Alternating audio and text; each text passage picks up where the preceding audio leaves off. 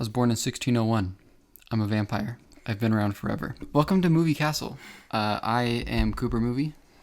I'm Aiden Movie. Yeah. And we're in the Movie Castle. We're back. That is the most incredible line ever. I kind of had my mouth agape, and I looked at my father and I looked at my uncle. Mm-hmm. I saw that with them too. Yeah. I don't know, man. That was so beautiful. That might be my favorite part of the movie, the whole movie. When he breaks down, that was amazing. I had people messaging me about the vampire line to get my take on it, and are the people saying bad?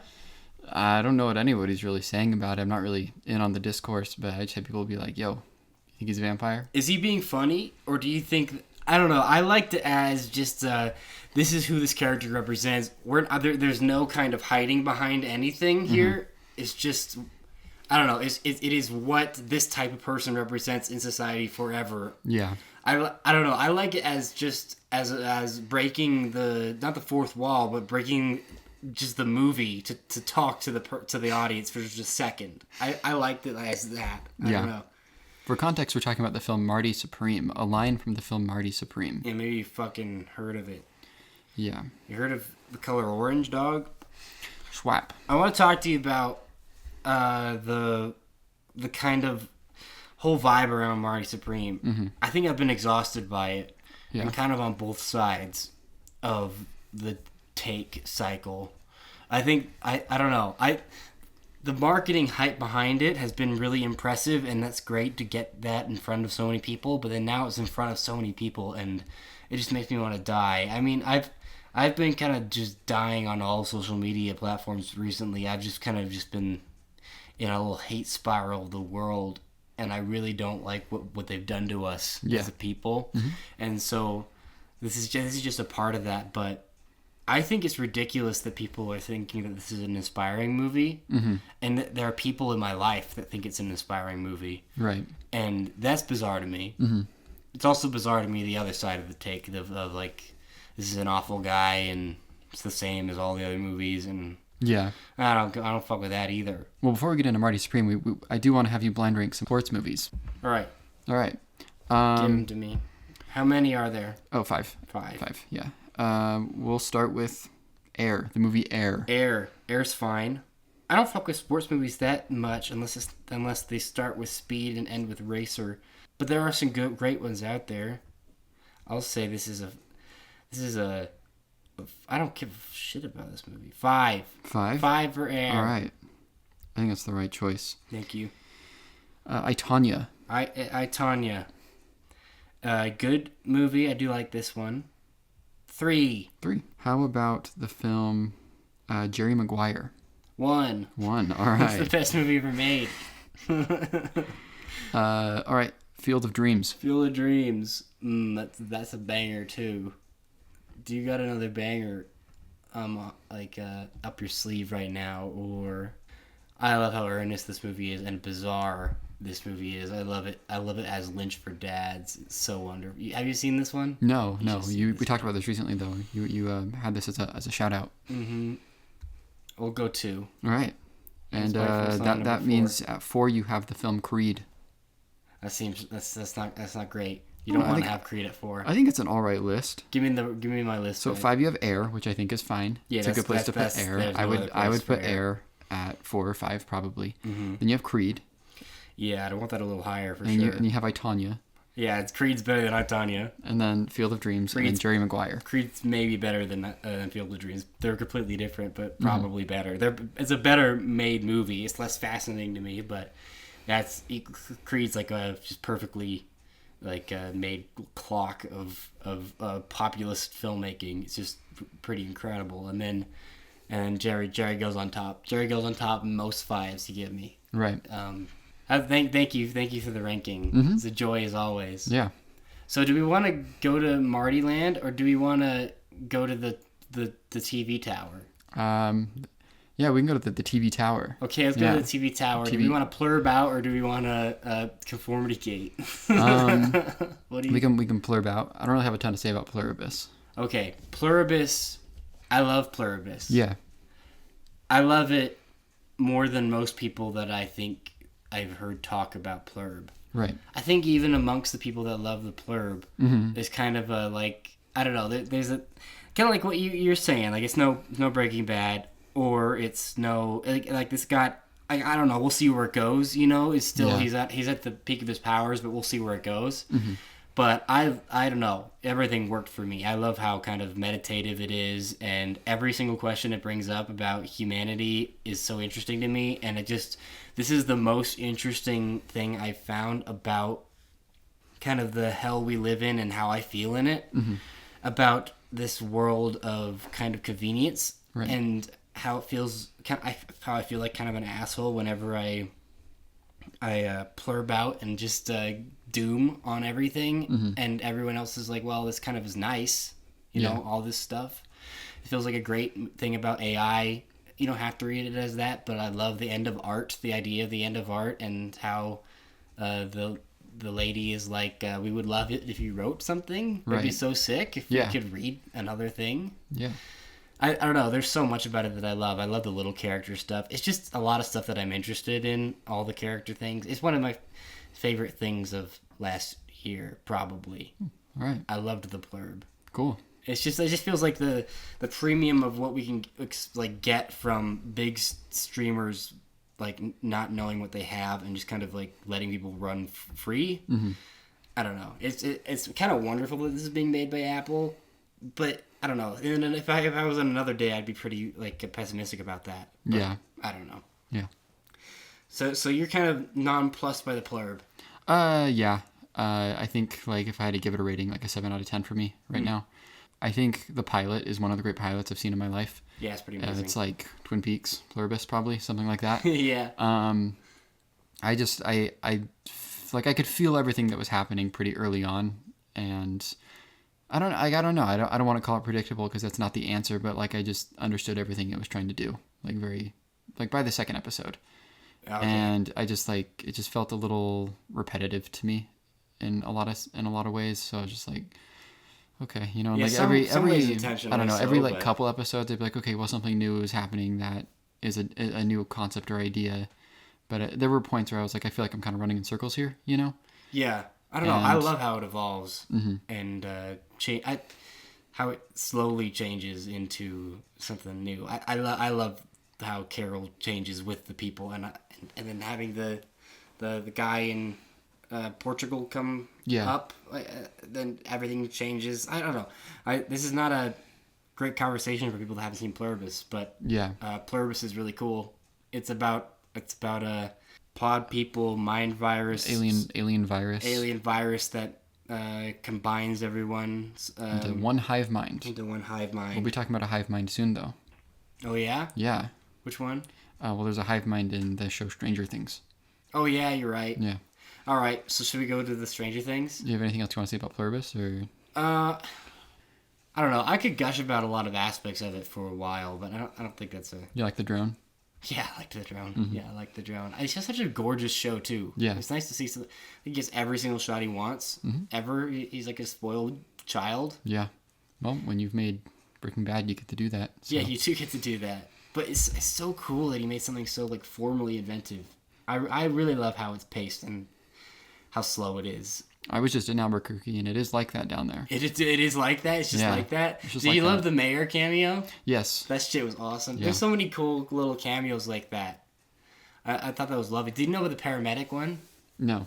The one with the lady that says, "Can we save her?" when she's doing like the Please Carol, that whole thing. Yeah. That was the real paramedic that saved Bob Odenkirk's life on Better Call Saul. All right. Yeah. There's a lot of little things like that. That I was like, oh, it's fucking adorable. Mm-hmm. And then after I fully plurbed out and loved it, I started like reading a bunch of stuff about it, and I don't know. It's an inspiring thing for me. It's one of the things that have broken me out of my like pessimistic little hole that I've been in. Oh, that's great. Cause I've been sick as a dog. I've heard all this here wintertime. Mm-hmm. I can still hear it in your voice a little bit. Yeah. Yeah. Yeah. I still got a little bit of gunk in the trunk for sure. That's a cool phrase. Yeah, you like that? Yeah, I'm gonna write that down. Okay, so let's Stranger Things. We'll get a little strange with it. Where do you want to start this? So I mean, I could like talk about this show as a whole for like 3 hours probably. I'm fine to talk about it for a long time. This is such a fascinating object. It is. It's been an interesting 2 weeks to be like looking at pop culture. Yeah, being online. It's such, yeah, exactly. This and Stranger Things are like both like the take cycle opposites or the same. It's weird to see where we're at. It is. And then One Battle is so interesting. That One Battle versus Sinners is always there. I don't know. It's exhausting, but it is really interesting if you want to look at it as like a cultural like this is a space and time. It feels different a little bit, or like at the peak of something. I hope it gets better. I don't think it will. Probably not. Right? I mean, this is just and I'm kind of realizing this, that like we can't like anything anymore. Like nothing. We just can't seem to. Populist entertainment just can't be enjoyed, and I don't know, maybe it is less than it used to be, but I wouldn't be surprised if Dune 3 comes out at the end of the year and everyone hates it or something. You know what I mean? Yeah, I mean, Dune 3 I bet is going to be kind of antagonistic. I mean, yeah, maybe that's not a good example, but like if people don't like the new Spider-Man movie or something, that's like a sign that we're done. No, yeah, I get you. I get that. And it is a thing of, it feels more like a moral superiority than it does opinion. Yeah. And that's getting kind of scary, especially with Marty. With Stranger Things too, there was a weird feeling because I heard so much shit about the penultimate episode. Yeah, how it's like the lowest rated episode besides the fucko one, and so I was watching it the whole time. I was waiting for it, and I was like, this is kind of an ass episode, but mostly because it's so much of what makes that last season so like interminable is just all of the planning. And the like the 20 people in a room, that kind of shit. And then the second I realized that people hated it kind of because of the coming out bit, I was like, God, good fucking God. Yeah. I mean, like, I didn't like that scene because of the whole pop rock's stupid 80s shit. You didn't like that scene, not you, but the general you didn't like that scene because of like how like vulnerable, or maybe you didn't like the performance. I don't know, but we're not the same. Fuck you. Yeah, that was a weird moment because that was no different to me than like a lot like all the other writing in the show. Exactly. I mean, I think episode 7 does a really bad job at building hype for the finale. I think that is the biggest fault of that episode, is that it just doesn't do it. And we're coming off season 4, which like. Not episode 8, but episode 7, which is the break from the first volume into the second volume, like is the best episode in the show. It's the highest rated episode in the show. So I don't know. There's that expectation that, and they dropped the ball, I guess. But like, I mean, I think episode 7 is the weakest of the season for sure, and a lot of the complaints about it just being 20 people in a room making a plan and having really bad dialogue and stuff like that is true. But like, it's not unwatchable. No. And I started to come around to like defending the episode when, not that IMDb matters, but if I go onto IMDb right now, there's a lot of 1-star reviews. It's not a 1-star episode, you know? And so I don't know. And it is something. That's why it's so nonsense. Like it's all nonsense. It's because like, I didn't really like the episode. I don't really like the season. I think like the thing it reminded me the most of was Rise of Skywalker. Right. And how sweaty it was and kind of like, I don't know, felt like he was trying to get somewhere the whole time without ever being anything. Like I think it's a real tragedy that this show kind of is such a character-driven thing, and the character stuff is not really, it doesn't feel like the focus of it. They're just so stressed and like sweatied out that it can't feel natural ever. Yeah. But then they get to the ending. And I see it. I'm like, all right. Well, I was right. They're sweaty because they want to get somewhere, and this is where they wanted to go. Are you talking about episode 7 or the finale? The finale. Okay. The finale, I think, is good. Good. Yeah. Works. I like it. Works. I like it. I like the last 45 minutes a lot. Yeah. And that was the weird thing, though, is like the last 45 minutes feels like it could have been the end of the show, like a season or two ago. I mean, I'm not as in the weeds as you are, you know, but. Yeah. It just feels so detached from the rest of the season. And I think the stuff with the Upside Down not being another dimension or being the bridge is nonsense. Like, I just think fundamentally, like, the idea of the Upside Down is as a mirror dimension. It doesn't. I don't understand why it would be a copy of the current world if it's just another step towards a diarrhea world where Vecna lives. Yeah. I don't really get that. I don't know what they were. I don't know. Like, what did you think of all of this? I'm rambling, but I mean, I think the whole season. And let me preface by saying, I mean, I talked about this the first time we talked about Volume 1, but this is like amongst my favorite pieces of pop culture in my life. Like, this is like, the show is very, very important to me. And I know a lot of people like maybe haven't like rewatched the seasons, you know, like, I don't know. I sometimes listen to reviews and like, I can't really remember what happened in season 2, but this is a show that I've rewatched many times, especially the first 3 seasons. So it's a big part of my being. And I don't know if we're here talking about this show. I don't know if we're doing this show together if I don't have Stranger Things in my life, you know? This is the weakest season, and the whole thing, and I've been saying this since Volume 1, has first draft energy. Yeah, it does. Where, like, I think 50% of this works and is good, and 25%, like, okay, could use some work, but, you know, you have an idea there that could be fleshed out into something great, and then 25% needs to be, like, completely disregarded and do something else. That's the entire season for me. And that's kind of what Rise of Skywalker was too, where it's first draft energy surrounded by like $400 million, you know? And that's a weird dichotomy. And I do wonder, I was kind of thinking about this as a writing cycle, and when season 4 ended back in 2022. And I do wonder if maybe this is a first draft. I mean, I'm not saying it is, but like, this is a show that was deeply affected by the strikes. Yeah. And I do wonder if, like, they were like, we just got to get it out. We got to get this done. This is the longest wait between seasons, 3.5 years. So, like, I do wonder if they were like, or Netflix even was like, you got to get it out there. You can't wait any longer. You know? You think that they wrote it after the strikes? I think they probably wrote it, let's see, season 4 ended in, like, July of 2022. So I imagine they started writing after then. And I mean, they started filming it at the start of 24, and it took the entire year. So I don't know. I imagine maybe it just wasn't complete. I don't know. I have no way of proving this at all. But the strikes happened midway through 23, and they last for 6 months. Like, I think we forget how long the strikes lasted. Yeah, they did. So I don't know. I do wonder if they were just like, it was expensive to hold a production like that. Exactly. And like 3.5 years. Like, I don't know. I have kind of. It's just because of my bias, but I've defended the wait because of like the strikes and people forgetting that we had strikes and just how big these episodes are. But like in 3.5 years, I graduated college.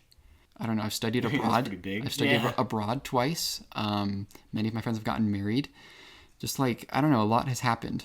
And so, I don't know. Like, it's just weird. The media landscape has changed completely. Yes. Yeah, I don't know. And that's the weird thing about this show that's so interesting to me, is that it starts as a vibes show and a real nice character hangout show. Like, first and foremost, it's vibes, then it's character. Yeah. And it's this love letter to the feelings of the 80s movies, you know? Not necessarily the IP of the 80s movies, more just the feelings of them. And I think that comes from a nice place. And it's so weird that has become, I think it's just become about itself. Yeah. And I saw someone say that it started as something, I think it was Andy Greenwald of The Watch, that said that this is, like, it started as something that was indebted to the stuff that they grew up with, and then now it's kind of indebted to the things that we grew up with. A little bit. Lord of the Rings and Marvel. I think that's really interesting because, like, the Duffers weren't born in the early, like, they were born in the 80s. Like, they grew up with the 90s. Yeah. So, I mean, that's like if I, and I mean, I do love the late 90s, but that's if I was like, I'm going to make a show about the late 90s. And I was born in 2002.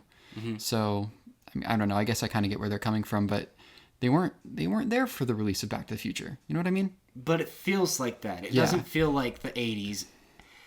It feels like the movie 80s and all those movies that they grew up. Like, I mean, they do have an atmosphere to it that kind of the two, like, just barely maybe too dark for kids kind of vibes that they had. And merging the genres is fun, and and they just created. That's the thing, is that they created the characters that people like too much. That was their problem. If it was just a vibes thing, they would have done the anthology, right, like they wanted. Mm-hmm.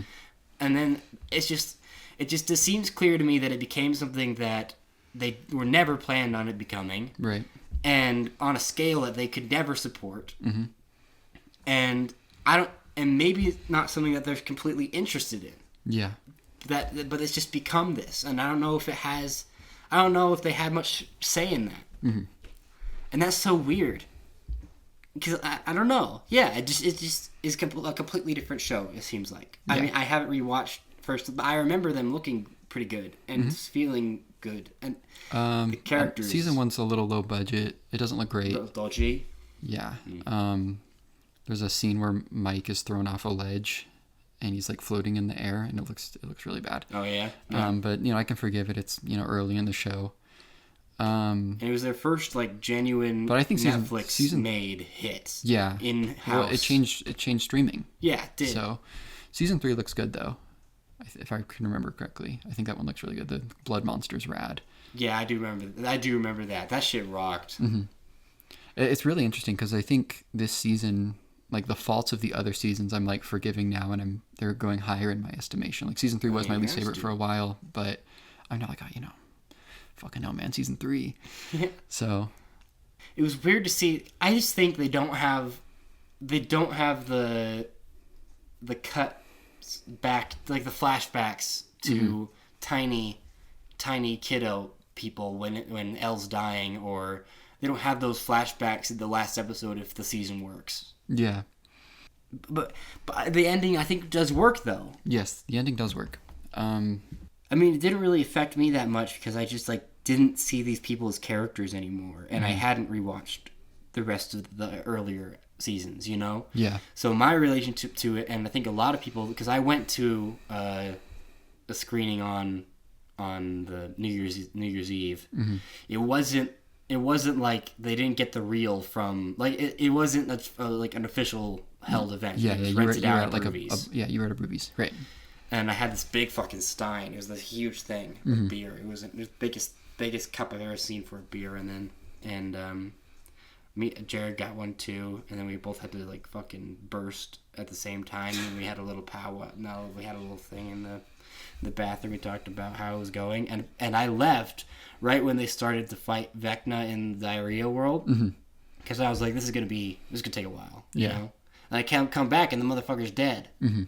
And I've heard people were like, holy shit, that went so fast, Yeah. What did you think about that final battle? I hadn't seen it. When I watched it I've seen the finale twice. Mm-hmm. I didn't really think anything of it. It didn't feel too short to me. I watched it at midnight, so I was tired. I don't know. I didn't really think much of it. I think you can justify it as I don't know, Vecna's getting the shit beaten out of him, and so is the Mind Flayer, so they're connected. And I don't know. But yeah, I don't know. The blood monster seems like it took longer to kill than this one. Yeah, I don't really have a problem with it, but that's just been a thing I've heard. I don't know. I mean, this is... Okay, so season 4 is 9 episodes, and a lot of the episodes are very long. Mm-hmm. And that was a big criticism against the season, was that's self-indulgent. You're Stranger Things. You don't get to do that. Yeah. And I do kind of wonder if they listened to that criticism and were like, okay, well, we'll make the episodes shorter, and we're only going to make it 8 episodes. And I do wonder if this is 9 episodes, and maybe the episodes are a little longer, or maybe not even 9 episodes. Just make the episodes just a little longer. Mm-hmm. If the season has better pacing, if the characters feel more real. Yeah. And it just has, I don't know, it just feels more natural. I can see that. And the whole thing is that it's rushed. They need to pick a couple characters to not cut, but not. Yeah. Really. They need to pick their battles, I think, too. That's another thing that reminded me of Rise of Skywalker, is it's kind of the feeling of they're scared of shortchanging certain characters. Yeah. And so it kind of is a disservice to everything else. I'm fine with the deaths in the finale. I think 2 is fine, because I think if you kill off more, there's no room to breathe and have characters feel the consequences of that. But if you killed someone off earlier in the season, I think it would have worked better. Who would you have? Murray. Which one's that? Who's that? The balding guy. Oh, Murray. Murray, yeah. The funny, yeah. And also that actor kind of sucks. He's not a good person, so. Oh yeah, yeah. I don't really like him in the show that much. Mm-hmm. But I don't know. I mean, I don't have issues with like the death toll. I know a lot of people are like, oh, why didn't you kill more characters? Ellie was like that. I don't think you need to kill off more characters to make your show good. Like, I don't believe in that at all. So. And they love and they want to have the graduation thing. Mm-hmm. And I think that's a perfectly fine way to do it. Like it was a good way to do it. I mean, some of the plot armor, sure, it's absurd, but I don't know. This is sci-fi storytelling. I can get past it. Mm-hmm. Just another thing with people's like reactions to it is like there's a zillion plot holes that you can point out and rip apart for days, but I don't know. It is science fiction, and that's just like you can probably find plenty of plot holes in Terminator, you know? Yeah. So I wonder why people. That's something I've been interested in is that people watch a lot of bullshit and are fine with it. Exactly. I think maybe what it is that they are not only does it have like the most pressure a show could have on it, and it's not entirely pulling it off, but it's the show is so much about the rules. Yeah. And there's a lot of time explaining the rules. And it seems to be mostly like the kind of what they've fallen into is it being mostly about the rules of the Upside Down and what the logic of it is and what's beyond it. And so what's about that, then that's less. Because like it was so much more interesting when it was just a Demogorgon was the bad guy. You know that was I don't know. I don't mess with Vecna that much, and it just doesn't feel like that's the priority is no longer like horror movie priorities or like sci-fi horror priorities. It is about the rules. And so when the rules start to not make sense, I think that starts to tick people off. Yeah. But I don't know why you're reacting like this though. I don't really understand that. I'm so curious about how the season's going to age. I think one of the issues is how they've split up the episodes, and I do wonder if I just watched this all in like the course of 2 days, if it would feel better to me. Yeah.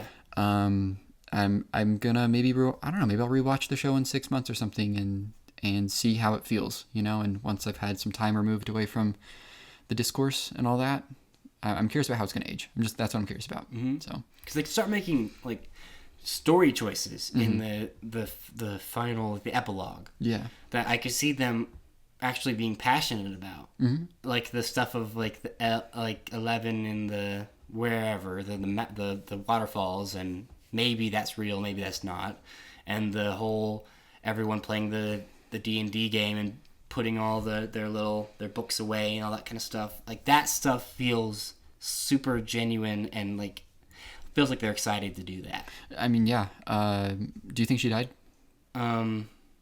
No.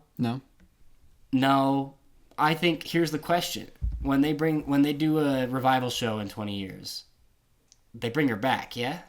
Maybe, I don't know. I think it just depends where some of the actors are at, you know? Like, does Sadie Sink need Stranger Things? Probably not. Maybe not. Does Gayton? Probably. Yeah. So, not to, I don't know, dunk on these actors or anything. That's okay. I mean, everyone's been doing that. You know Caleb, the guy that plays Lucas? Mm-hmm. He's in the new Peel movie. I was looking at it today. Oh, really? He's the only person casted on Letterboxd in the Peel movie. That's interesting. Yeah. Good for him. I know, yeah. I like him a lot. That's not coming out this year, is it? No, I think it was supposed to come out at Christmas, but I think it's just in development hell. Like, I don't know what's going on with it. That's really weird. I mean, he's got a lot of pressure on him, and I guess he can take that long. Maybe he's Gilligan'd up, man. Yeah. Maybe it's not. Maybe that's just his process, and he just can't do that. Yeah. Because the Plurb's gonna take so long to get another season, you know. Mm-hmm. And I just think he can do that. So maybe that's where he's at. No, I mean, I think when I first saw it, I was like, she's dead. Like, after the epilogue, after the whole thing was over, I was like, yeah, I think she's dead. More evidence is pointing to her being alive. In my headspace, though, I think she's dead. I prefer that ending. Mm-hmm. I like that more. Sadie Sink was on Fallon last night and was like, yeah, she's dead. So, I don't know. I don't really care that much if... And Elle's never been a character I really fuck with, to be honest. So, yeah. I don't really care if she's alive or not. Her character's been interesting. She started out as the little E.T. / Carrie kid. Like, it's really interesting to see what I like how I remember those first 2 seasons and then where it's gone. It's interesting. It's really interesting. I don't know. Is there anything else you want to say about it? Yeah, last 45 minutes kind of made the whole season for me. I really related to like most of it, all of it. The people, the older teenagers on the roof. Mm-hmm. really really resonated with me. I graduated college this past year, so You want some nuggets? no, but just like, I don't know, them being like, yeah, I'll see you once a month, and you know it's bullshit, and they probably know it's bullshit too. Maybe they'll meet up once, but I don't know. Like I had that conversation, you know, with so many people. Where it's like, yeah, I'll see you again, but I know I'm not. Mm-hmm. So I don't know. And 2025 was like a big alone with my thoughts, reflecting on a lot of things type of year, moving on to like a next chapter of life, and I don't know. It came at a perfect time then. It came at an exactly perfect time, right at the start of the new year, that the show that has been in my life for 10 years, it means so much to me. Like, I don't know, it being done, I don't know, it just like hit me like a fucking truck. And then the kids in the basement was like, that meant a lot to me, Yeah, I did like the kids in the basement. And the impression that I've gotten from like all the behind the scenes stuff and what the actors are saying is that like everybody was on set that day. Like even people that weren't in the scene, like showed up to set that day. That's wonderful. Yeah, so that's cool, I wish there had been one more scene between Will and Joyce, because that was like the emotional linchpin of the show, was his mom and her that's son. Another thing. You can't remember. It's just like Winona Ryder was the show. Exactly. But yeah, I don't know. I love the last 45 minutes, if anything. So yeah. So we're out with the Stranger Things. Do you think you'll watch any of the spinoffs? I know you're not going to. No. I mean, so what are the other ones? Like there's the animated one, and is that taking place within the show? Because it has the characters in it. Yeah. Yeah. It's animated. None of the original cast is coming back, which is kind of sucks. But that's weird. I don't expect Noah Schnapp to be able to recreate his voice from 7 years ago. He has a deep voice now. Oh, I guess you're right. So, yeah, it's just like, I think it's just kind of like Scooby-Doo between seasons 2 and 3, which is cool. Yeah, sure. I'll show up for that. I think it'd be really funny though if Tales of 85 or whatever it's called, like really resonates with people, and it's like better than this final season. That'd be pretty funny. That would be a tough beat for the Duffer Brothers, I think. Yeah, because they're not involved.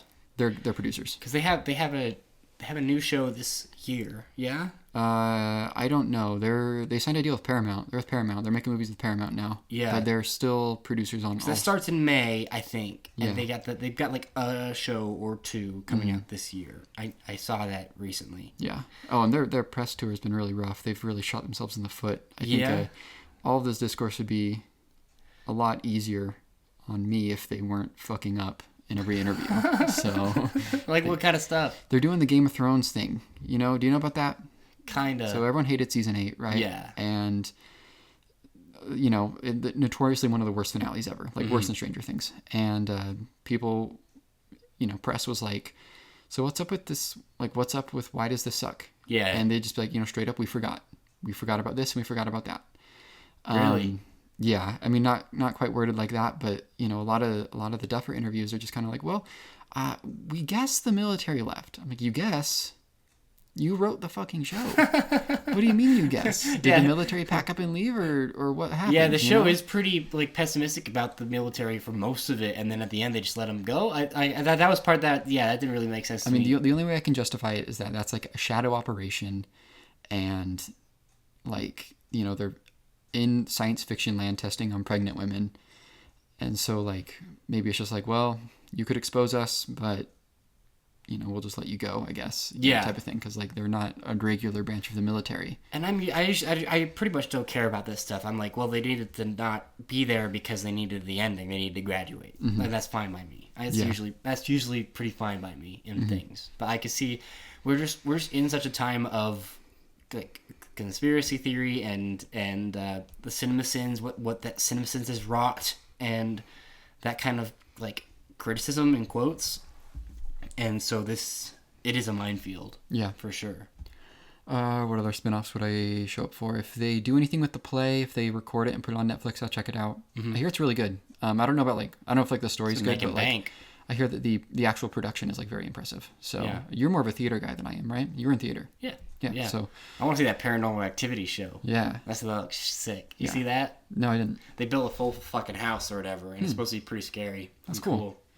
Then they're doing something with that Russian guy in season 5 that had The Rock. Dwayne The Rock Johnson that was in the case. I forgot about the funny Rock. Yeah. Magnus sucks, man. That's the big spinoff. So probably won't check that out. I don't care. If they do a Steve and Robin working at the video store, I'll be there day one. Yeah. Give it to me. Yeah. That'd be pretty nice. Jamie Campbell Bower though, he's killing it. Yeah, what's he up to? Well, it's just a good performance. That's what I'm saying. He outacted all of them, I would say. Yeah, I just don't like that Vecna guy. I don't like that Vecna guy. Weird. Yeah, sorry. Yeah. Oh, it is an interesting spot because you talk about the finale of Game of Thrones, and like that press tour might have lost them Star Wars, right? Because those guys had a trilogy. They were promised. I'm not sure. I don't know. I don't really know anything about the creators of Game of Thrones. I know. They were promised a trilogy of Star Wars, and that was one of the ones that flamed out. And then now they have this three-body problem. That's the show on Netflix. This huge budgeted show on Netflix that they were going to make like a shit ton of seasons, and now they're kind of scrambling out a second one to finish it up or whatever. It's kind of a disgrace, and it's just really interesting to me what happens with Duffer Brothers, and how this all shakes out when the rubble's cleared or whatever, and how people look at it. Because the conformity gate. Talk to me about the conformity gate a little bit. I think it's so silly. Yeah, I mean, there's a couple pieces of evidence that are like, well, maybe, just like some files that were like posted. Jamie Campbell Bower going on Fallon last night, or not Fallon. I don't know. He went on some talk show and was like, "Tomorrow, get ready." That's weird. It is weird. Unless he's just like doing it for shits and giggles. Yeah. I mean, it's today, right? Today was the day, right? Yeah, everyone was saying today at 8:30 Pacific time. It's almost 8:30 now where we live. So yeah, not happening. Didn't happen. I would personally kill myself if I was the Duffer Brothers. I'd be so hurt. I would be too. Yeah, I don't know. Bad ending. I mean, I don't know. Like, sure, maybe the first hour and 15 minutes isn't great, but like, just be happy that Steve is alive. Be happy you have the last 45 minutes of this episode. Like, the last 45 minutes are good. Mm-hmm. Like, I don't know. Like, that's all that matters. Last 45 minutes. I don't know. It's pretty crazy. Purple Rain. Yeah. You like that? You have any idea how hard it is to get a Prince song in your thing? No, I don't. It's like Purple Rain's like hasn't been in anything. That's pretty cool. They had, and I think them getting the Kate Bush song to be the phenomenon that it was a couple years ago, they were like, okay, yeah, you can have the Prince song, so. Do you know what I think is the worst needle drop in either this or the Orange movie? What is it? It's in the Orange movie. I don't like the Tears for Fears at the end. Everybody wants to rule the world. Interesting. I think that's overplayed, and I think it's on the nose. And yeah. I didn't really like it. Yeah. All right. Well, we'll move on to Marty. We'll move on to Marty Supreme now. Marty. This is one of my most anticipated movies of last year. How about you? Yeah, same here. Yeah. I mean, it's just they did that really early premiere at it was a surprise premiere at New York, I think it was, and everyone coming out of that was just like, it fucks. Yeah. It just absolutely rips. Mm-hmm. I don't know what to tell you. There wasn't really any kind of other side to that. And then now it's got this huge marketing push from Timmy, just like fucking doing the work. Mm-hmm. And playing people like a fiddle, like playing the like conversation like a fiddle. Like everything that people are feeding into is exactly what it wants. And then it comes out and it makes money and it's great and we all have to talk about it. Yeah. But it is great. And he could win an Oscar. He could win an Oscar. Yeah. His Critics' Choice thing, he's kind of seems like he's dropped the act, the Marty Supreme kind of act. No longer Elvis. No longer Elvis, exactly. I don't know how to talk about it. It's just like one of the most like perfect like behind the camera movies of all time. Like it's just so perfectly crafted, like from a production design standpoint and the cinematography, and I love the casting in this movie, like all the little things. And it's been similar to Plurb. I've just been reading up on all the little stunt castings they're doing, the non-traditional casting. That's really fun. Which is kind of his thing. Yeah. I guess I haven't known about it too much in the past ones. I mean, they just get a lot of like on the street people for Uncut Gems and Good Time and Kevin Garnett and shit. But yeah, Yeah, just little people, like authors that they like, and like journalists and filmmakers and Tyler the Creator and Kevin O'Leary or whatever. Kevin O'Leary was pretty obnoxious when that was like the only one I knew. I knew Tyler the Creator and I knew Kevin O'Leary. Yeah. But having him among like all these other kind of stunt casting things and having him be the person that says the vampire line means a lot to me. Yeah. And I think works. And even though he's like this awful person, you're giving him money, I just think that doesn't really matter in the grand scheme of things. That money means nothing to this guy. And it's such a... It's really hard to think about things being moral, like productions being moral in this new age. And kind of the talking about with Pluribus and Apple and the hypocrisy and everything, and having this movie be so much about how like the system like fucks people over all the time, and it has forever and it will forever, and having like Kevin O'Leary in it feels bigger than just like a stupid stunt casting thing in a way that I didn't see beforehand, and I don't even know if that's correct. I don't even know if that's the moral read on it. I don't know. A problem with Marty Supreme for me is that it is so much about the takes and the conversation around it, and it's kind of hard for me to distance myself from it, and I would like to watch it again because it does just own bones. Yeah, tell me about your theater going experience. You went with your dad, your uncle. What was it? What was the theater like? There were not a lot of people in there. There was some laughter. So there were like 5 teenage girls in the back, and they're giggling. And then when that ass came out and the spanking happened, they're like, and then we laughed. That was a wonderful moment of communal like theater going. But besides that, it was like there were a couple walkouts. Oh, interesting. Not too many though. Yeah. But yeah, it wasn't huge. I had to wait a while to see. Yeah, it. you waited like a week. So I wasn't there Christmas Day. I wasn't there like with the real heads, like I was for Nosferatu last year. I had to wait like a week for Nosferatu. So we yeah. And this is the inverse because I went the day before Christmas. So beautiful. Yeah, and I wouldn't say. No, I bought tickets in advance because it was filling up. Yeah, nice. There were people there. How was that? Was it rowdy? I wouldn't say it was too rowdy, but there were definitely people who felt more regular to me. Like we just had like a group of dudes with mullets next to us, where I was these guys have never been to a movie like this before. And I wonder if they liked it. That's the interesting thing is that they're casting such a wide net that there's going to be a lot of people, and there are a lot of people that are like, what is this bullshit? But there are going to be some people that are radicalized by this movie, and they're like, this movie makes me feel things that other movies don't. That's so interesting to me. I kind of also had a bad theater experience because I was getting over the sick, and like about halfway through, the train pulled into Headache Central, and this isn't a great movie to have a headache for. Right. It's very loud, very aggressive, and so I was kind of out of it from that too. So a lot of my like love for it is in retrospect, because the experience I had watching it wasn't awesome. Like it wasn't like Uncut Gems, where I saw that in the very same theater I saw Marty Supreme. And that was just like, that was time travel, Right. And then when I walked out of that, I was dizzy. And have I told you about that, like what happened after that? No. It's one of the great, I saw it with my friend Jackson, and we were both dazed afterwards, kind of stumbling out. And there was this old couple, they were in front of us, and he was like, he looked back at us, and we're kind of wandering our way out, and he was like, "If I was your age and I saw a movie that good, I'd be skipping out of the theater." I think about that guy a lot. Right. I wonder if that was the Stagecoach guy. Yeah, that was the Stagecoach guy. That was pure cinema guy. Yeah, pure cinema. We need to find him.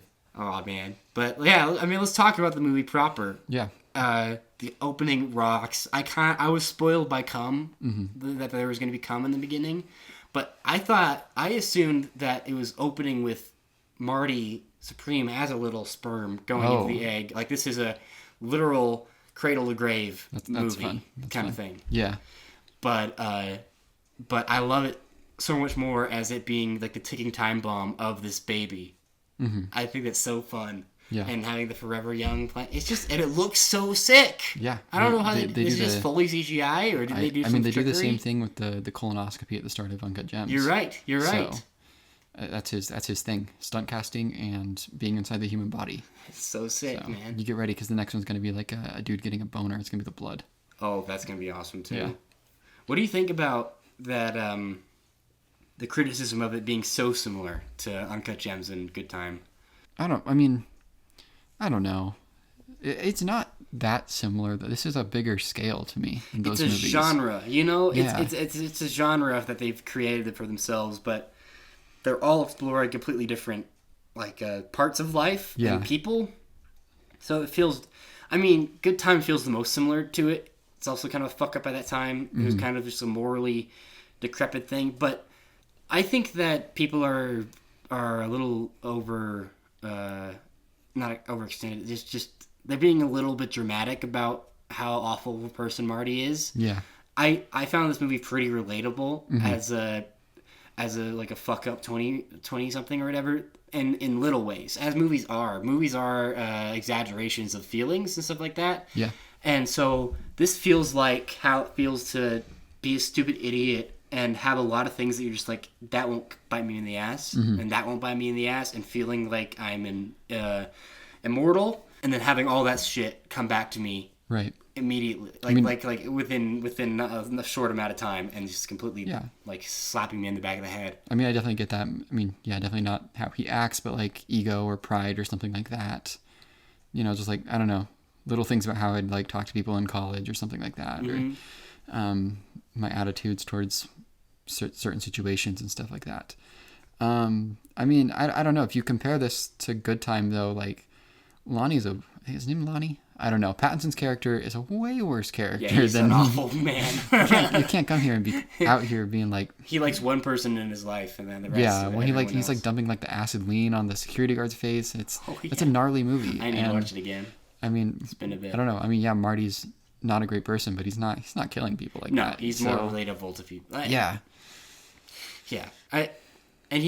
That's what's so cool about this movie, is that his ego and his drive and all that kind of stuff, his feeling of feeling like impervious to any kind of damage, is his power and the thing that fucks him over, you know? Yeah. Like, he wouldn't be where he is if he didn't have that drive, and he gets in a lot of places because he has that, but every single problem he has is because of that, you know? I mean, that's kind of what I relate to with that character. Yeah. You know? See, this is a very interesting conversation to me, because you seem to be very online with this movie, like looking at a lot of people talking about it, and I have not. I've listened to the podcast I listened to, and that's it. So I don't know, people being really upset about Marty. I'm not familiar with that, I guess. That's I mean, good. I believe it, but It's people our age mostly. yeah, like I'm just not in the circle to be listening to it. I saw the movie, logged it, liked it, listened to people I respect talk about it, and then I was like, I moved on. And then my life was consumed by Stranger Things, and that hasn't been good for me. So yeah, it's all right. Yeah, I need to watch it again. I'll watch it when my friend Jackson comes back from Japan. He's in Japan right now. oh, is he playing ping pong? Table Yeah, tennis? he's playing. Fuck.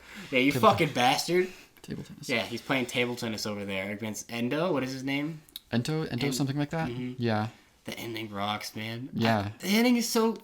I love it. Dude, I choked up like twice. I love Timmy's performance when he wins and he puts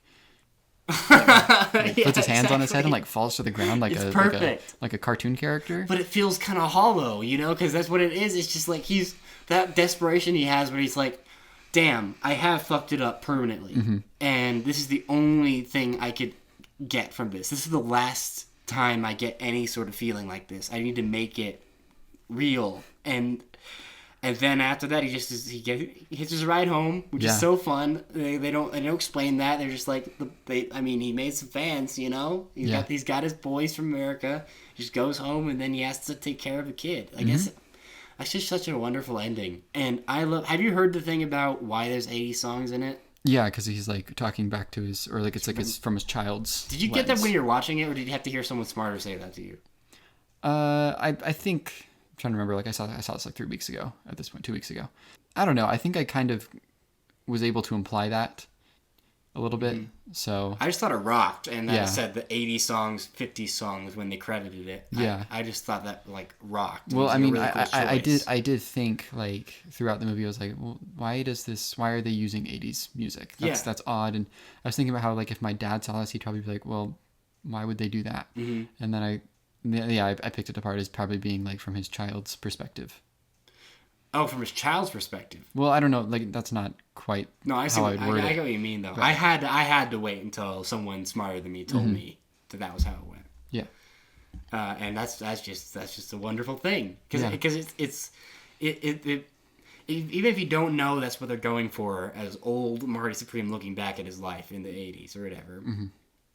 It gives it an identity, and that's what this movie will live on for a long time and is like in the leagues of One Battle After Another and Sinners because of that identity that it has. Yeah. And the performance and stuff like that, and like the feeling. I mean, it's got a lot of stuff going for it, but it's such a good identity movie. It's a really great branding movie, like not just from the marketing, but for like the movie itself. It feels like an event. It feels like something, which is it could have easily not been that. I mean, it's a movie about table tennis. It's I don't know. It's wonderful. The tub, man. That's my favorite sequence. My favorite stretch in the movie. Yeah. I mean, I had such a laugh of joy, just a pure joy. Like there was nothing else that I was feeling, you know. Yeah, except for a headache. Except for a headache. I actually hadn't gotten to headache land yet. You were close. Not quite. I was almost there. But no one else laughed in the theater, you know? So I felt kind of like a psycho, but it was so wonderful. I think there was a reaction to that. I mean, there has to be. I think there's some gasps, you know? And the fucking dog's under there, and the arm is fucking busted. And then 11 died. And then 11 died. 11 like, sealed off the... She closed the gate. She closed the gate, and Marty went, "Ow!" Exactly. Yeah, that was awesome. Yeah. Purple rain. What if it was orange rain? You ever think about that, bro? That's what he would pitch. That's what Marty would pitch. Fucking balls. Those ball thrown. That was so sad. And that guy was so sad. He's taking advantage of that guy. He was such a sweetheart. I love when he's like, not Marty regular guys, Marty Supreme. Yeah. Line delivery is What are some of your favorite funny. lines? Because the vampire line is like on another fucking level. But I mean, I saw it in the trailer, but it's probably my favorite line, and it made me laugh so hard when it happens in the movie. And I'm gonna say it a lot. It's like, you want to get physical with me, like an ape? Yeah. I love that line a lot. You have any other bangers? I feel like I can't think of. I'm really bad at quotes when it comes to movies. Like I can never quote anything. Same. I had to pull up the quote at the top of this episode. Yeah, that's how powerful the ape line is. I don't know his conversation with Gwyneth. His first conversation with Gwyneth over the phone's pretty funny. What? Yeah. We haven't even talked about her. She's great. Yeah, she's so fun. I love how she's like, no, I know you're fucking with me. I know you're stealing. Like, I would steal the jewelry too. That's fine. That's like your appeal. Like, you're a kid.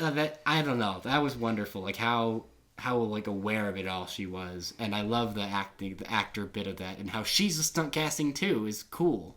Yeah. And I love all the stuff with the play, and him like just flipping the knife. That's movie star shit, and then breaking through. Like if I needed to get somewhere or whatever, breaking through there, and then that coming back like with the dog and stuff like that. It's just wonderful. It's nice to feel like just in good hands with the screenplay. Yeah. Like you can tell within like the first 15-20 minutes if you're like, this is a screenplay that is just like so finely tuned, and it just feels like such a treat, you know? And that's the biggest, like, that's the most crack shit for me. That's crack for me. Right. And that's why I like things that are maybe too clever for their own good, like Challengers or Social Network or whatever. That stuff is my crack. Right. And this movie has an element of that just because of how perfectly everything ties in together. We haven't seen Gwyneth in like 6 years almost. Yeah. I don't think I've seen her in anything since Endgame. You think she's back as Pepper Potts? You think she shows up in Goonsday? Is that the fourth teaser trailer for Endgame? It's Pepper Potts and whatever his daughter's name is. Yeah. I Goon You 3000. Well, what's her? Yeah. What's her stupid Iron Man name when she when she's in the blue Iron Man. It's like Rescue or something like that. Comic book writers. They know what they're doing. She's so funny the way she's like, I wasn't in Spider-Man. She kills me. She's the best. Yeah. That's awesome. I just watched Tenenbaums for the first time. Yeah, I saw that. Yeah. So that was good. Yeah. You know, I just think Gwyneth Paltrow, she's so good in that movie. Yeah. She hasn't been good in a long time, to be honest with you. But yeah, well, let's pull up her discography. What's she up to? What's she been up to? I don't know if I really vibe with Gwyneth as a human being, to be honest with you. You don't like the goop? I've just gotten weird impressions from Gwyneth. I mean, she's like a crazy rich person, for sure. Exactly. And she doesn't like hide being a crazy rich person. Which makes me like her more than other crazy rich people. She's great in Ripley. Like she's always played into that too. Tenenbaums is that. Mm-hmm. Ripley is that. I haven't seen Emma. Is she like that in Emma? I imagine she is. I think she is. Yeah. I mean, I watched it a long time ago. Yeah, she hasn't really. She's been in 2 documentaries between Endgame and this. Oh, that doesn't count. I know. Yeah, she was in Mordecai. Thanks for Sharing. It's a rom-com. Contagion. She's been in more supporting roles in the past, I don't know, 15, 20 years almost. That's it. Like, the things I said is, like, that's pretty much it between Iron Man and Endgame. Like, there's not much. 2 Lovers. That's the James Gray movie. Is she leading that? Yes. I should watch that. That looks good. Rossellini? Mm-hmm. Phoenix? Hello. She doesn't have that great of a filmography. I mean, her 90s is pretty solid, but Hard Date, Shakespeare in Love, yeah, Shallow I was thinking about throwing Hard Eight on the other day just to have it be my number 1 most seen Paul Thomas Anderson movie again. That'd be pretty funny. Yeah, do that. Yeah, thank you, Gwyneth. Thank you, Gwyneth, for all you do. Odessa Zion, she's great. She's really cool. Yeah. Between this and I Love L.A., like she's just like the most important people for obnoxious people, you know? We'll be seeing her a lot in the next 5 years, I imagine. Yeah, she just got a SAG nomination. Yeah. As of today. Yeah. The SAG Awards were interesting. Rip Wicked. You see that? Wicked is... Rip Wicked, yeah. Yeah. And Rip J. Kelly. J. Kelly is so interesting because that's such an actor's movie. Yeah. It's like the most actor's movie ever made. Yeah. And no sentimental value. Well, they're not very international. They're not, but that's crazy. Yeah. It's still crazy because all the awards... bodies have been treating sentimental value like a American movie. Yeah, I mean, Stellan Skarsgård is, I mean, he's not American, but he feels like an American star. Yeah, him you know? and Elle Fanning. I think those two are like the reason why this is being treated kind of like an American film by a lot of bodies. So it's weird that it's not there, like at all. I thought it was going to be snubbed in like a couple categories, but not Skarsgård. I need to get there, man. Like, that's the thing, is, like, I got pissed off. I was so sick I couldn't see sentimental value. Or, what's another one I missed? I don't know. I need to see No Other Choice at some point. Me too. Because I was wanting to see that with Jackson, but now he's so far gone, and I don't know how long it's going to be in theaters. Maybe? I need to do No Other Choice. That's been another one's kind of crossed over. Mm-hmm. Like, people, like, it seems like, how's that, do we have, like, box office numbers on that? It feels like I don't more think so. people are seeing that than most other like awards movies. It's so interesting to me which ones pop and which ones don't. I mean, I guess No Other Choice has like a really easy premise to sell and is fun and like poppy. Yeah. Well, Park is, I mean, he's not super mainstream, but he's more mainstream than a lot of other foreign filmmakers. I mean, he made Old Boy, which is a film bro classic. So yeah, you're right. Old Boy is a film bro classic. But I feel like it's getting more traction. Is it getting more traction than Decision to Leave got? Yes. I don't know. I think so. Yeah? Mm-hmm. I guess Decision so. to Leave was if you know ball, you saw that. Yeah. This is not one of those. This is more Marty Supreme. Like it feels like it's getting the draft from Marty Supreme a little right. bit. If you like Marty Mauser, go see this guy too. Kind of vibes. Is there anything else with Marty? I feel like, I mean, it's just like the movie just kind of is awesome and is pulling from a lot of great places. Like there's a lot of rounders in it, which was fun to watch with my pops. There's just a lot of cool shit in it. Like I love the dog stuff. Mm-hmm. I love the scam with Tyler the Creator. It's so much fun. I love him running around in the middle of the night trying to get somewhere desperately, just trying to get any kind of money, and then the stuff with Kevin O'Leary is just amazing. You like The Walrus? The walrus? Yeah, he plays ping pong with the yeah. Table tennis. I did it the second You time. fucker. Yeah, that was awesome. Yeah, CGI. Was it CGI? I don't know. I would assume so. I don't know. Maybe they can make it do it. I don't know. Yeah, there's just not much I don't like about it. Yeah. Like overall, I just didn't have the feeling that I got from Uncut Gems, which was just like Uncut Gems. I was never out of it ever. It was just like it just went into my veins, you know. And this didn't feel like that for me. Good Time kind of also felt like that, but also I was at a different point in my life, and I didn't have a headache, you know. Right. How many Safdie projects have you seen? That's it. Only the 3. Okay, but you've seen. That's Josh. That's Josh. So. And I've seen. So you've seen the show. What is that show called? The Curse. The Curse. The Curse of the Best. And the Smashing Machine. So I would like it if you ranked those 5 projects. Okay, all right. Read them out to me again. Okay. All right, so we got Uncut Gems, Marty Supreme, Good Time, Smashing Machine, The Curse. Yes. Number 1, Uncut Gems. Mm-hmm. Number 2, The Curse. Okay. Number 3, probably Marty. Mm-hmm. Good Time, Smashing Machine. All right. I like them all. Cool. I need to see Good Time again, though. Because I think Good Time I watched pretty early on in my career. And I was like, that's so like acidic and owie feeling that I was like, I mean, that was good, but I wasn't at my freak shit, you know. I wasn't on my freak shit yet. Yeah, that was a pre-2020 movie. Like I was a young little boy. Damn. Good Time. How about you? Because you haven't seen The Curse because you hate cool things. I haven't seen The Curse. I've seen Daddy Longlegs, but I can't really remember Daddy Longlegs that well, so I don't even know if I'd include that in my ranking. When did you watch it?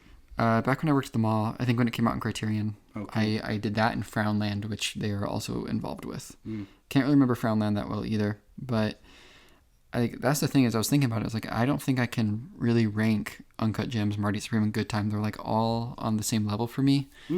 Smashing Machine being the worst of the recent ones. Yeah. But I don't. Yeah, I mean, there was a point.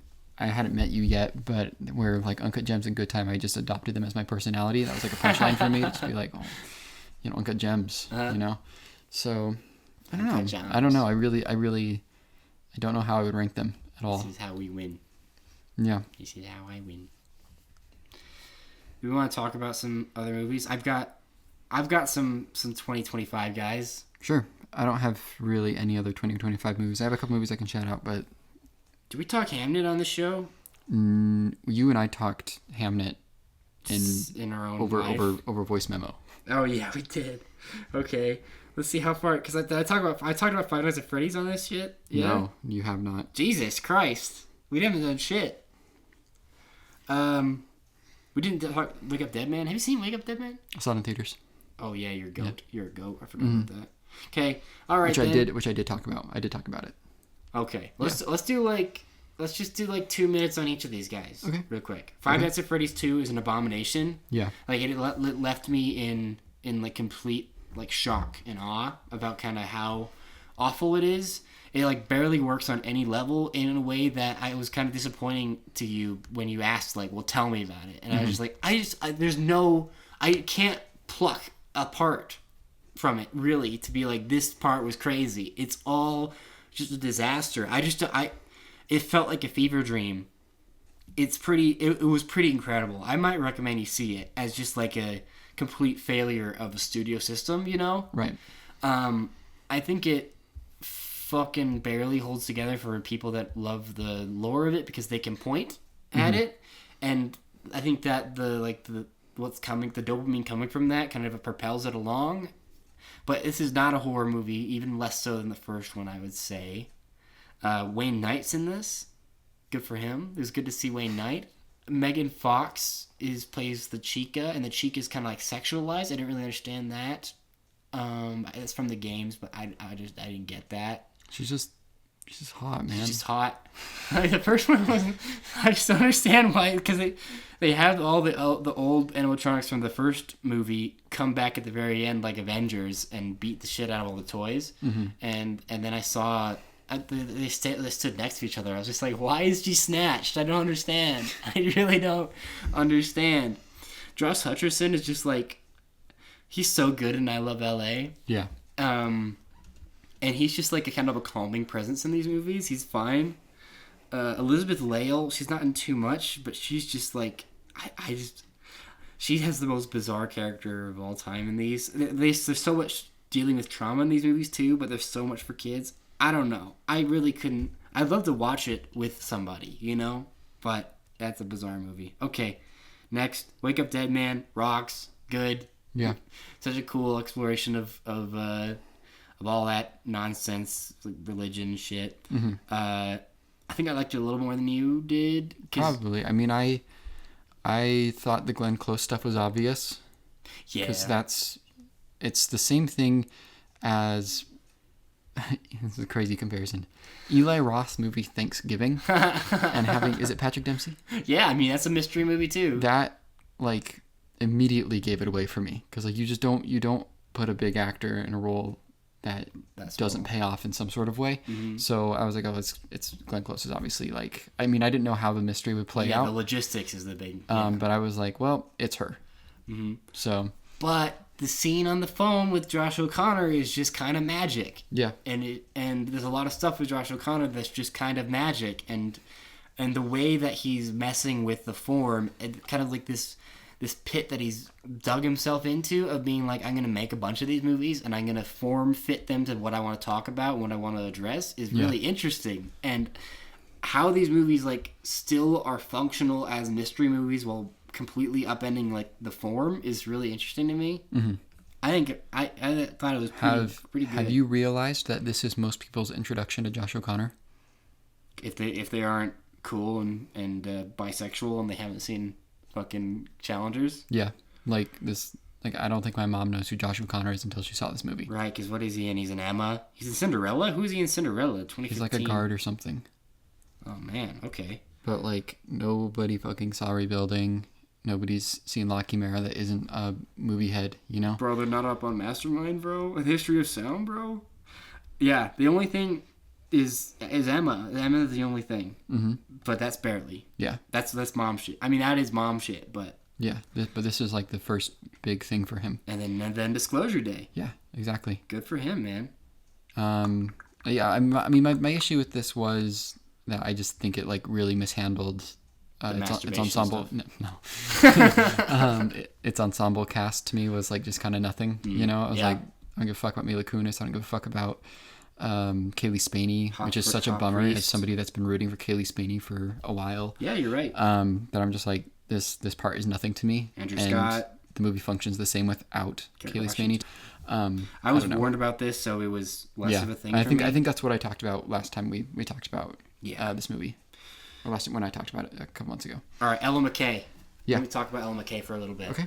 Ella McKay is kind of darling. It's so old man shit. So this movie came into fruition. It's not official, but it's very theorized because Disney wants him for the Simpsons movie too. Because James L. Brooks. Do you know about James L. Brooks that much? Yeah, he's a big Simpsons man. I haven't seen Broadcast News. I know I'd like it, but yeah, it's sick. You would like it. The fuck? Mm-hmm. I haven't thought about that because you have video journalism. There are some scenes in that movie like they're just that. I don't give a fuck about video journalism or whatever, but there's like process scenes in that movie. There are like 3 of them that are just like more exciting than most things. They're so cool. Yeah, you'll really like it. But he's as good as it gets. He's a lot of things. He's so genuine, so earnest, and that's the secret sauce of The Simpsons. And this movie has a lot of the shit that makes his movies great in it, but it's also kind of a gas leak movie. Mm-hmm. And there's so much stuff going on, and from what I've heard about the script, there's a lot of stuff that was cut out, a lot of stuff that was kind of changed, but it's mostly just about a good woman who's like nice and has morals. She's what, the governor? She's the governor of the state that she was born in. That's what they say, because they don't want to make it specific. Mm-hmm. Florida? Yeah, that'd be really funny. It's kind of vaguely Portlandy. I don't know. But Albert Brooks is so amazing in it. Jamie Lee Curtis is kind of nice in it. Woody Harrelson is bizarre. Like they just like take huge chunks in the movie to just do a random ass thing. Mm-hmm. Like she'll just go over to her little brother's house, and then he'll just be like like a stoner that is making like $1 million a year just like on sports betting. He's autistic as fuck and he can't go outside. And she accidentally takes some weed or whatever, some gummies or some shit, cookie, something. And then she just like sits on the couch for like a good solid 5 minutes and just like talks. And then Elle died. And then Elle died.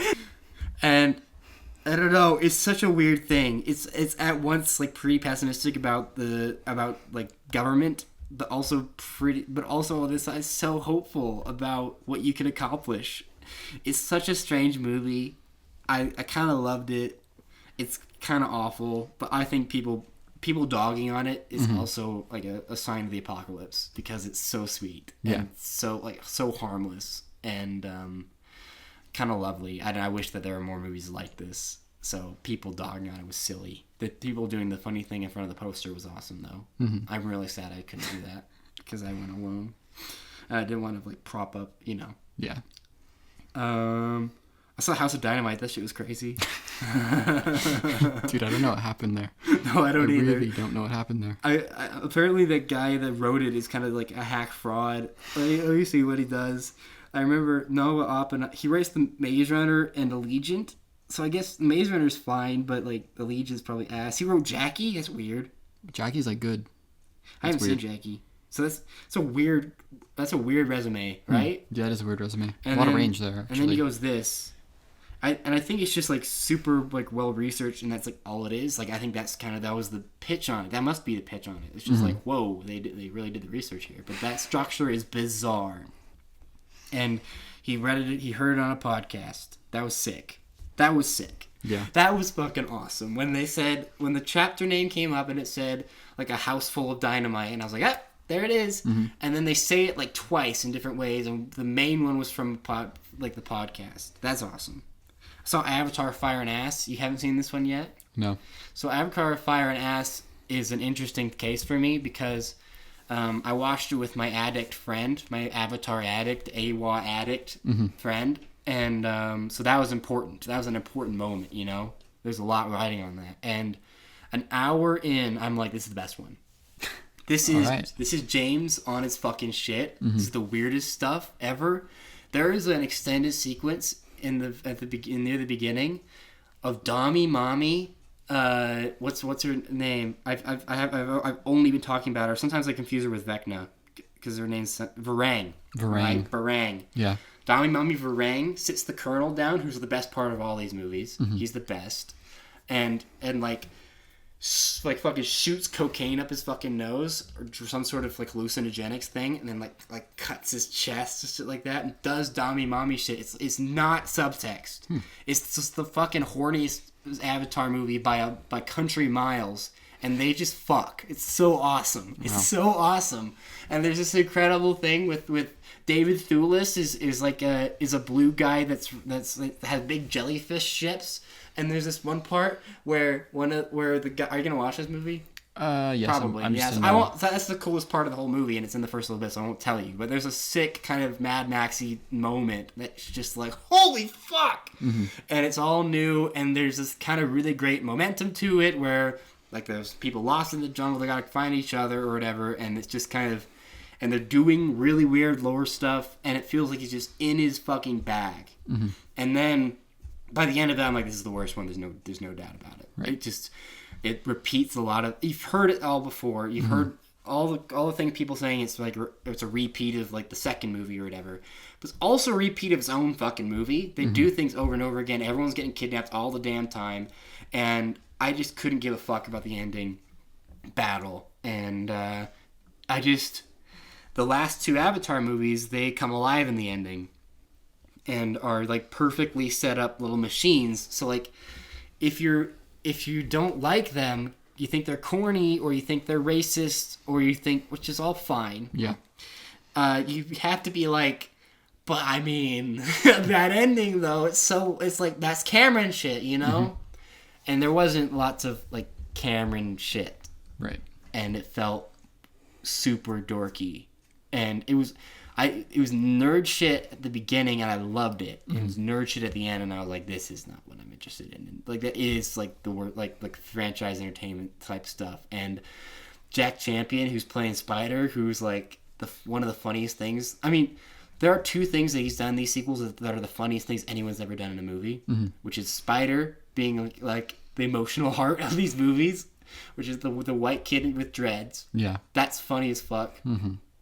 They evolve him to be funnier in this. And then the second one is casting Sigourney Weaver again and saying she's playing the teenager. Yeah. Awesome. Incredible. I have no notes. And she's one of the best performances of these. But Spider has this like pretty intense emotional scene he has to deliver, and it is such a fucking fumble. And it's so funny because Sam Worthington is on the other side of it, and he is acting his heart out. It's like tears and snot and fucking piss and vinegar, and then fucking Jack Champion's Spider is just there. I don't know. Yeah. I don't know. It's a crazy movie. I watched it twice.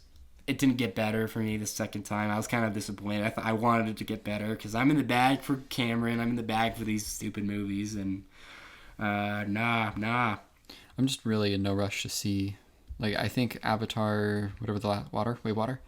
I don't think I saw that till March of 2023. If you're gonna see it, why wouldn't you not see it in the theaters? I don't understand. I did see it in theaters. Oh really? They're Avatar movies, dude. They play for like 4 I months. guess you're right. Go see them. I'll go see it when the last Doomsday trailer comes out. Oh yeah. Yeah. Should have seen it in the X-Men. The X-Men was cool. I like the X-Men one. It's the best one so far. He goes. Rah!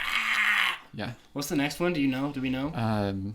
It's Wakanda, but the Thing is there. Deadass. Deadass. The Thing is there. Yeah, the Thing is there, and like. Hey. He goes. Yeah. Hey. Yeah, and he has like a fun interaction with M'Baku. Is that his name? The bigger guy. Yeah, Winston Duke. Yeah.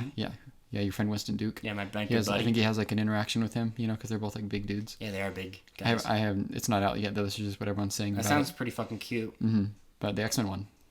Yeah, X-Men one. I mean, I don't know. I think it's so funny that they were like, all right, he's old as hell in X-Men. Dude, I feel so bad for them. He's old as hell in X-Men, right? He's bald as fuck. Magneto is old. That's the Thing. Yeah. And then they're like, no, the Thing Days is in of the other Future... one. Fuck you. Days of Future Past. They're old. They're dying. They're on their last deathbed. And then you're like, oh, shit, they're so old. Then Logan, they're like, he's fucking falling apart. He's so dead. Yeah. And now they have to be like, he's so much even older more. He's got like Rip Van Winkle shit going on. You're not going to believe how much older he is. I feel bad for them. I mean, they're probably getting paid a lot, but... It's so stupid. But man, I have thoughts about James Marsden as Cyclops. I mean, he went like that. I took out my glasses. I shouldn't be baited into nostalgia and comic book stuff, but I was like, okay. I'm not fucking baited. I saw that. I said that was sick. The way he rips it off his head, man. It's so dope, and it's it like dope. and it goes like wow. Yeah, it's like a shot directly. It's like a good shot. It looks better than the other ones. Like it looks like a movie. Yeah, it does look like a movie. You got the Sentinels. Thor looked a little bit like a movie. You got the Sentinels in the background. X-Men are my favorite Marvel team. So. Yeah, but it's just such a. But their cowardice is stopping you from getting like a good X-Men movie early. Exactly. Yeah. And so that's a bummer. The same thing with the Doom shit. It's like Doctor Doom's the best guy. Their cowardice is stopping you from getting a Doctor Doom for another fucking like century or whatever. Yeah. Stupid.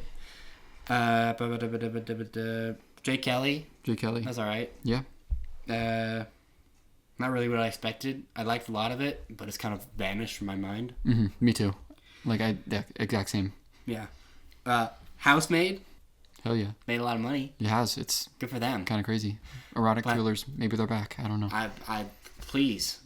I will fucking cut my heart out of my body and sacrifice it to the altar of the erotic thriller. But the thing is that this movie is you saw my review? Yes. Yeah. Cypher cooking. Feige asleep. Yeah. Feige is asleep. Wake him up. Fuck you, Feige. I don't understand it. It's just like, it's not even like it doesn't have style, because it doesn't have style. It's just like a poorly directed movie in ways that sometimes it's kind of hard to tell, like, unless you like really know your shit to be like, this was probably a poorly directed scene. It's just like, it feels so just kind of misguided in a lot of this like small decisions, right, in ways that really add up. and make it not as like fun, or like the tone is so strange. But I had a nice time. But damn man, care at all. It felt like he's just a handyman or whatever. He's just someone to what's that term? A housemaid. Yeah, he was a housemaid. Exactly. We're getting that sequel. Housemaid's Secret. What's her secret? I know her secret. You don't know her secret. I don't know her secret. Freakier Friday. Mm-hmm. You know who's in this? You know who's cooking in this? Who? Julia Butters. Yes, I've heard this. When this came out 5 months ago. A million years ago, yeah. Julia Butters, her discography, bro. Her filmography, interesting. Mm-hmm. She doesn't have a lot to do in The Fabelmans. Yeah. But she's there, she's good, she's fine, right? She has like a couple of lines that she really kills, but she's not a big part. And then The Gray Man, she's nothing. I mean, she's fine, she's good. She's like the best they could get because she's the best you can get. But then I mix her up with the girl from Hello God. It's me, Margaret. Oh, I can see that for sure. They look similar and kind of play similar. Is that parts. Is that girl in The Fabelmans too? Because he has two sisters. Sure, maybe. But she's amazing in Once Upon a Time in Hollywood, and then now she's back, baby. And the thing is that Freaky Friday is like just an incredible performance movie. Mm-hmm. It's just like technically pretty impressive. And this movie, by its premise, doesn't allow anyone but Julia Butters to cook. Yeah. Because Julia Butters is doing a pretty great Lindsay Lohan impression, and it's just like fun to watch. But there's a lot of sweet parts in this, a lot of sweetness in it. It's not bad, but pretty bad cinematography. Like it's because I've heard all the thing like Sean said, it looks like a yogurt commercial or whatever, which is an amazing quote. Yeah. But the parts that don't look like a yogurt commercial, where they like swing for the fences when like things are going wibbly wobbly wacky ass and it's supposed to be disorienting, are such fucking fumbles. They're big swings, and I don't know if I've seen a fumble like that like outside of the student film world, like in like decisions made with for cinematography. To the point where my mom was like, "What the fuck was that?" You know, yeah. It's weird. You seen Wizard of Oz? Of course, I've seen Wizard of Oz. Pretty cool, man. Yeah. Yeah. I have a question for you about the Wizard of Oz. Mm-hmm. Are you more Lullaby League or Lollipop Guild kind of like a guy? What do you mean? Would you rather be in the Lullaby League or the Lollipop Guild? Oh, what is the components of them? Well, they go, "We are the Lullaby League, the Lullaby League." They just kind of like welcome her to Michigan Land. Okay. And I think the Lullaby League is a bunch of ladies, and the lollipop guys are like gruff kind of, but they're the tiny guys. Okay. I've been thinking about this. Yeah. Well, it's kind of Lullaby League is hard. It's a hard name. It is a hard name. I just whoever sides with Tim Waltz, you know, I sure, you know, sure, right? Good answer. All right. Do you have any like you want to throw out of like just things you've watched, or should we dip? Yeah, I mean, I watched 10 Cloverfield Lane the other day. Rewatched it. That's a cool movie. It's a cool movie. Really awesome screenplay. Yeah, it is. So that's cool. Who makes that? Who directs that? That is Dan Thatchenberg. Oh, right, of course. Many Predator movies. Yeah. Good for him. And his best movie? Yeah. Yeah. Yeah. And then I watched Kubo and the Two Strings earlier today, which I haven't seen since it came out. So Strung like a horse, yeah. What? Strung like a horse? Yeah. You freak? Yeah, I don't know. I just kind of had it on in the background while I was doing stuff. I think second least favorite, Yeah. I did find I think it looks great, but I don't know. I didn't love like the story. It just felt very hero's journey. The last two scripts have been great, man. Mm-hmm. It's weird, but they've looked so good. Yeah. Like this and Missing Link looks amazing too. Mm-hmm. But Missing Link is worse screenplay than Kubo is. Kubo's safe. It's fine. Kubo's fine. Yeah. Kubo works fine. It's got some great performances in it, and it looks just dynamite. Yeah. But it was a good thing to have on in the background because I could look up and be like, oh, that's nice. Pretty. Lovely. Pretty. Mm-hmm. So that's my shout outs. Awesome. Mm-hmm. I had a Moulin Rouge burlesque double feature with my mom while I was sick. That was fucking rad. No one told me about Moulin Rouge. No one like told me what it's like. You know what it's like? Have you seen this shit? This shit is speed racer shit. Not a Lars Berman head. Baz Luhrmann. What the fuck are you? Lars Berman? You like that? That was pretty funny actually. But Moulin Rouge is like it is like clinically insane.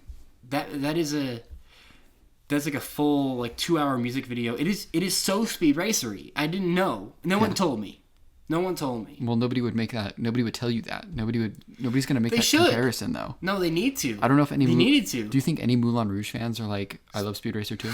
They should be. Like that's such a niche market that you're trying to complain about right now. Yeah, I guess so. I just feel kind of left astray. I mean, it's a lot less specific than Speed Racer is. I think Speed Racer is pretty great in how they manage like all the different kind of art styles they're going for and weird shit. And Moulin Rouge is kind of just like it's all over the place, and some of the choices I didn't love, but most of it was just incredible to witness. It's just got so much balls on it, some bars on it, you know? That shit was crazy. And then burlesque is pretty normal. It's got Cher in it. I think Lucy and I started burlesque a couple months ago, and she didn't vibe with it at all, and she turned it off about 20 minutes ago. I mean, it's not very good. And it has no style to it, and it's got a pretty bad script, but Cher is just she's just awesome always. And the kind of Christina Aguilera shit where she's like playing this podunk fucking lady from the South or whatever. She's supposed to be like, she kind of treated like she's ugly. She's like, you can never ever be on this burlesque stage, and she's the most like styled to the nines person ever. It's kind of fun. There's some stupid shit in it that's just kind of lovely, and it was a nice watch with my mom. All right. Yeah, that was a good time. It's good to hear. Well, thank you for coming to our castle. Do you want to go leave the castle now? Yeah. You guys leave the castle, and take your your table tennis ball. You stupid asshole. You take your ping pong pallets. You're gonna table get tennis spanked by Kevin O'Leary, bro. Spank me, dude. Take them with you, and we hope to see you playing table tennis sometime soon. Yeah. Yeah. Absolutely. You ever played sting pong? You know about sting pong? Oh, yeah. Yeah, I did play sting pong once with my cousin. Yeah. Hell yeah. How about you, man? Not really. No. Kevin would. No welts on my back or Kevin anything. would. All right. Cool. Thank you for listening. We'll be back. Bye-bye. Bye-bye.